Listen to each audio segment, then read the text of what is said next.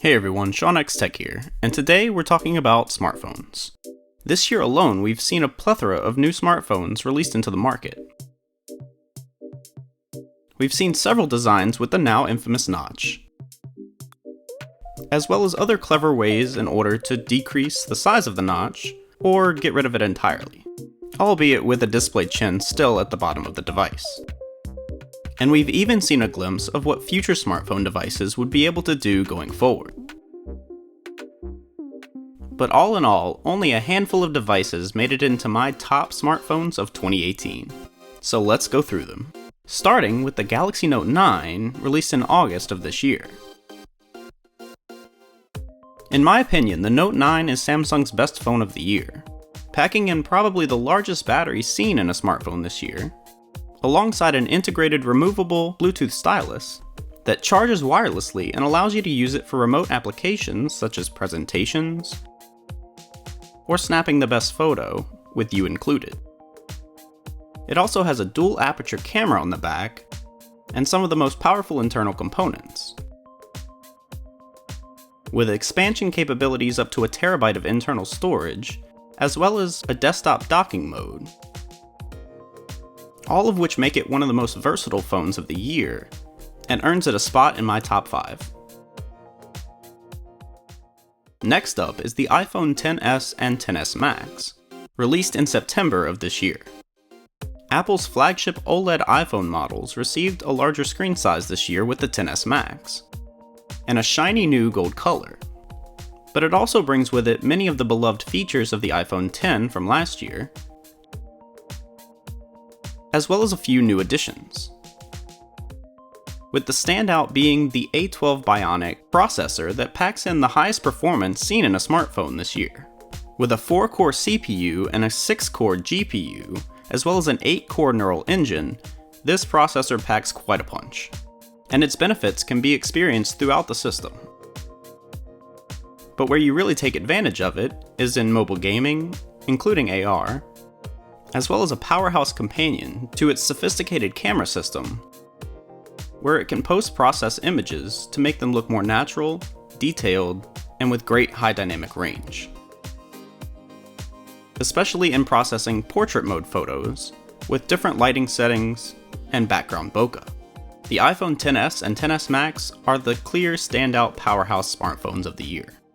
Next on the list is the Google Pixel 3 and 3 XL, released in October of this year.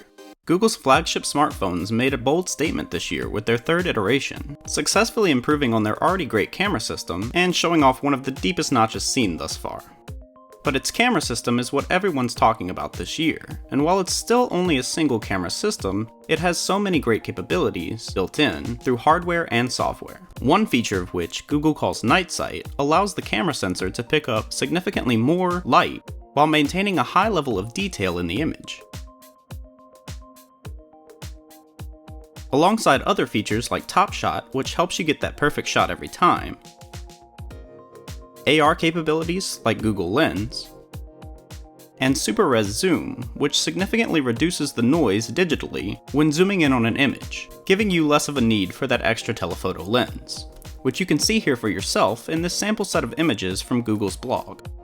And while this is regarded as the best camera on a smartphone by many in the industry, a recent blind shootout from fellow YouTuber MKBHD showed that that might not be the case to everyone, although he does point out that voters tended to go with the image with the best exposure rather than the most detail or the best high dynamic range, which might have been due to some of the compression that goes into posting these photos on social media. Either way, I'll link the video down in the description so you can see for yourself. Regardless of that, however, the Pixel 3 is still one of the best smartphones of the year for many other reasons as well, and definitely deserves a spot on my list. Continuing with our list is the OnePlus 6T, released in November of this year. While this may not have been one of the most popular smartphones of the year, it did receive a decent amount of press because of its high-end features that you typically see in other flagship smartphones like I've covered so far, while coming in at a price cheaper than all of them. The OnePlus 6T packs in a decent-sized battery with the same processor as the Galaxy S9 and Note 9, as well as the same amount of RAM and up to 256GB of internal storage, coming in starting at $549, with its high-end model at only $629. Add to that a dual camera system, as well as an in-display fingerprint reader. This is one of the best values you can get in a smartphone on the market today. And for that reason, it certainly earns a spot in my top 5 of the year. And last but not least on the list is the iPhone XR, released in September of this year. The iPhone XR packs in a lot of the same features that came with the iPhone XS and XS Max this year, including the processor in the A12 Bionic, the single wide-angle camera sensor on the back, and the Face ID system on the front, along with an edge-to-edge display with slightly thicker bezels, as well as an LCD Liquid Retina display rather than an OLED.